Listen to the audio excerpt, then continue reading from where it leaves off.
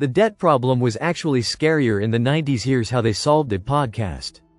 Listen to the full version on the official dinarreport.com blog and become our supporter on Patreon. Notes from the field by James Hickman, Simon Black, August 12, 2025. I was still just a kid as the US headed into the 1992 US presidential election, but I remember the excitement around my hometown as Ross Perot entered the race as an independent candidate. Perot was from Dallas, where I grew up, and he was one of the first tech billionaires, long before the dot-com boom. Like Elon today, Perot knew that America was heading down a dangerous fiscal path. At the time, the US government was spending about 28% of its annual tax revenue just to pay interest on the national debt. It wasn't because the debt was so vast. Actually, back then it was just a fraction of today's debt. The real problem was that sky-high interest rates from the 1980s, 15% plus, had pushed the government's borrowing costs and annual interest bill to the moon. So Ross Perot decided to run for president under a promise to fix the deficit. Few people understood anything about the deficit back then, so Perot used his vast fortune to buy TV time where he would explain the problem in hour-long presentations. I remember learning things from him that I'd never even heard about before: treasury markets, bond yields, government accounting, mandatory spending, and more. Perot single-handedly dragged America's deficit issue to the front page and started a national conversation. So even though Bill Clinton ultimately won the election, Perot succeeded in making deficit reduction a top priority.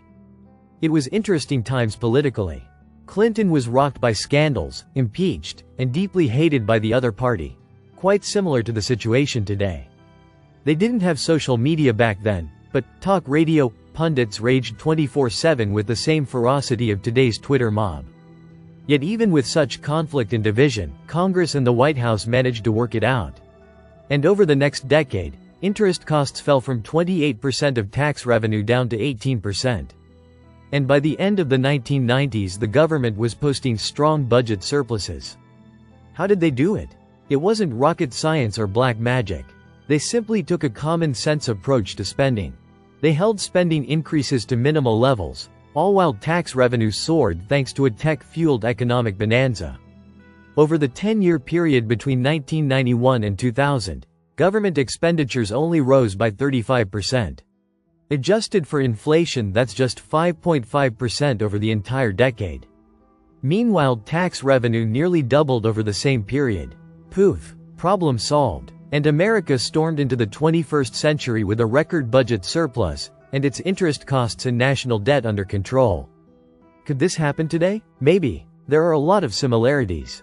The US government currently pays roughly 22% of tax revenue just to cover the annual interest bill on the national debt, and this amount is growing rapidly.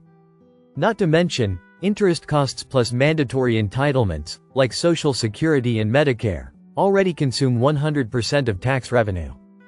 If they don't solve this problem, America is going to be looking at a major fiscal crisis in the coming years. Unfortunately, few people in power seem to be taking this seriously. The White House is far more focused on tariffs and trade rather than the obvious problem, excessive spending. And when it comes to deficit reduction, their approach is to seize control of the Fed to push through interest rate cuts.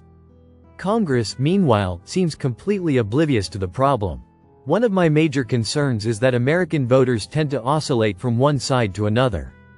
So if the guys in power now don't solve this problem now, voters could swing hard to the left in 2028, quite possibly to a card-carrying socialist. There are certainly a lot of socialists emerging in American politics, and they all see deficits as a revenue problem and believe that higher taxes will fix every challenge. Well, we did the math in today's podcast. Taxing the rich won't make a dent in the deficit problem. Neither will wealth taxes or any of the other idiotic proposals that socialists come up with. The only way to fix this is to cut spending, and to spend the money much more responsibly. Fingers crossed that they see the light, and soon, but I wouldn't hold my breath just yet on major fiscal reform, which is why it's so critical to have a plan B. Listen into today's podcast, in which we cover the 70% tax rate fantasy.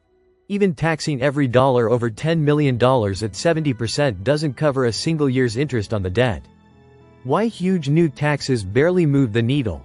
A wealth tax might grab $200 minus 250B up front, then $60 minus 100B per year. Yet the debt is growing by trillions annually. Behavior matters, people restructure income, delay gains, and move capital. The socialists' wealth tax projections will never match reality. Their entire philosophy is to treat the private sector like an ATM while refusing to cut a cent of waste. The problem with the socialists who want to seize the means of production is that they've never produced anything. The spending problem: the top 2% already paid $1 trillion in taxes in 2021, 28% effective rate on $3.5 trillion income. Since July 4, the US has added nearly $800 billion to the debt, about $500 billion of it brand new spending. The real, third side, of the coin: it's not just a revenue problem or a spending problem, it's decades of baked-in waste, fraud, and mismanagement in federal budgets. Zero-based budgeting. A common-sense approach where agencies start at zero and justify every dollar, something almost no one in Washington is willing to consider. Bond market reality check. The Fed can nudge short-term rates, but long-term rates are set by the bond market. This means that political control of the Fed may not deliver the rate cuts they expect.